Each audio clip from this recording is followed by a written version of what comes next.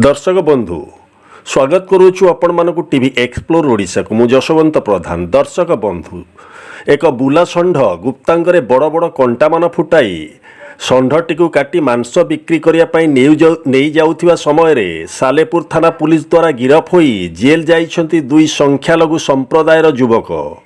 आज्ञा हाँ दर्शक बंधु, कटक जिला सालेपुर थाना जपकुद फांडी तिलिदा ग्रामर दुई संख्यालघु संप्रदायर युवक एही अमानुषिक गोहत्या करियाकु जाउथिबा समय रे लोकमानंका हाबुडरे पड़ी धरा पड़ी सालेपुर पुलिस द्वारा गिरफ होई जेल जाइछंती।